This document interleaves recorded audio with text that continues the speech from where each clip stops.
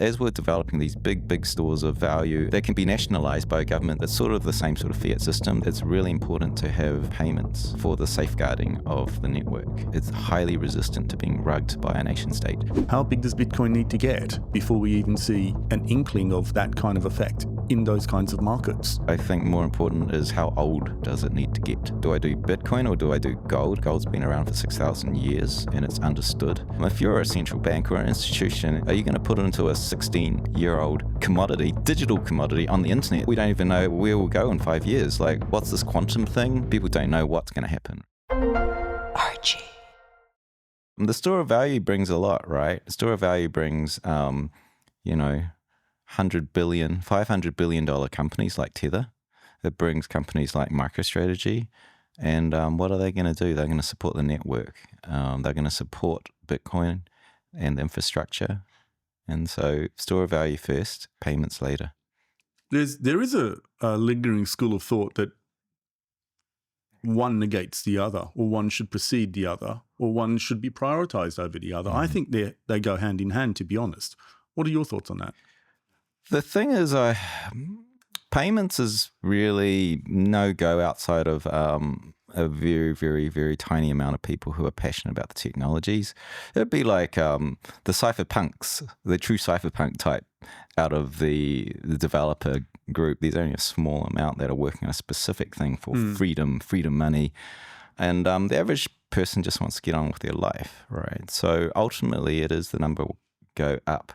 I believe it's store of value, and then you work on the payments if and when it makes sense.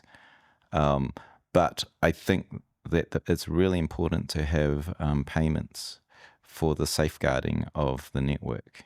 And what I mean by that is when, if you look at gold, we used to use gold as payments, right? We used to, for thousands of years we had that. So you take that and you move it to a time like more the industrial age. We had paper notes that was traded for gold because no one wanted to carry lumps of gold. Certainly can't trade gold across, long distances because it's a lot of heaviness to carry. So you get used to this paper, this sort of paper trading for the gold. And it became a sort of a layer 2, but it wasn't really trusted. And then you can rug it, right? Eventually, it got centralized into a vault called Fort Knox. All the world traded their money around the gold in Fort Knox, and then eventually you close the redeemability window. You can't trade the paper for the gold, and you've got fiat, right? So you can rug an entire currency, a gold-backed currency, by not using it as a medium of exchange. And that's the same thing here is that, well, as we're developing these big stores of value in these pools called MicroStrategy, ETFs that can be nationalized by a government saying, under stress, saying, we're going to buy all your shares, it's going to be great for you. Now we've got all the Bitcoin. Bitcoin's quite resistant because we can audit it.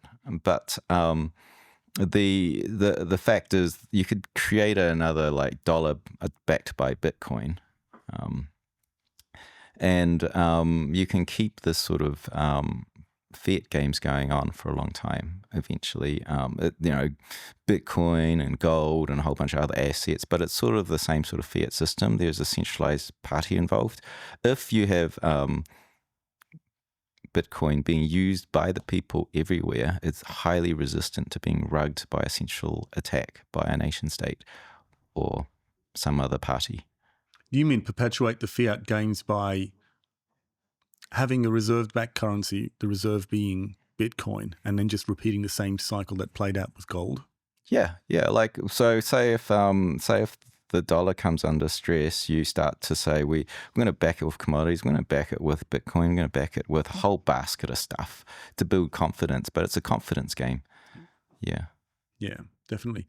You mentioned gold, and there is a school of thought that Bitcoin will demonetize, definancialize assets like housing, for example. And yet we see gold at 27 trillion market cap at the moment, more than 10x what Bitcoin's is. And we're not seeing the effect of definancialization or demonetization of these kinds of assets. So it begs the question to ask, how big does Bitcoin need to get before we even see an inkling of that kind of effect in those kinds of markets? Yeah, I think it's, big is part of it. I think more important is how old does it need to get? If I'm an institutional investor, if I'm a central bank, it is nation states that are stacking. It's mainly China. You're looking at, do I do Bitcoin or do I do gold? And gold's been around for 6,000 years and it's understood. And you got to get everyone over the line to understand Bitcoin. And even those that understand it debate it. And it's all the properties of Bitcoin haven't been expressed yet. We haven't even had one generation of time with it. So what do you mean by that? All the properties of Bitcoin have not been fully expressed. Which properties do you mean? Well, like when the internet came out, what is this thing? You try explaining it to mum. Like, mum, there's this internet thing. What is it? No one could explain it. The internet information superhighway is what it was called. I remember that, yeah. It was like, what do we do with it? A web page. What is that? And like, what is a medium? What is that medium? Ultimately, it was, what we see today. It was like from the 90s to, a generation later, more than a generation later, 30 years later, we have social media, we have streaming, we have it's everything, and everyone just knows what it is. But I don't think people would explain it even today. But we just look at it and we know. You look at gold, we know because 6,000 years, it's intuitive. You need to get to that, right? For now, we don't even know where we'll go in 5 years. Like, what's this quantum thing? Quantum resistance? How is it going to behave through that? People don't know what's going to happen really until that happens. And so there's this technology thing going fast forward. And if you're a central bank or an institution and you're looking after, some serious responsibilities, the retirement funds of a whole nation or, the security of your country, are you going to put it into a 16-year-old? Is it 16 years old? 2009, yeah. Yeah, 16-year-old commodity, digital commodity on the internet that's only like, let's call it 30 years old. Or are you going to do 6,000 years of understanding it? Yeah, so when I make the comparison between Bitcoin and gold, I wasn't asking why isn't Bitcoin as big as gold yet? What I mean is like gold is 10x what Bitcoin is at the moment, and yet we're not seeing the financial effect of a store of value in gold on the housing market that we're supposing Bitcoin will have. For example, people are saying Bitcoin's going to demonetize, or it's going to suck out the monetary premium from assets like housing, right? You've probably heard that before. That's happening. You think that's happening? I sold my real estate for Bitcoin. I was tired of the tenants, and I've talked to plenty of people who have sold and bought Bitcoin. So that's definitely happening because I've experienced myself, and I've met people that have done it themselves. So, like, do you think that's reflected at all in the market prices? That's my point. In the market, yeah, it has to, but we can't track exactly. When I see someone add capital to the network, where did it come from? Where did it come from? Did it come from real estate?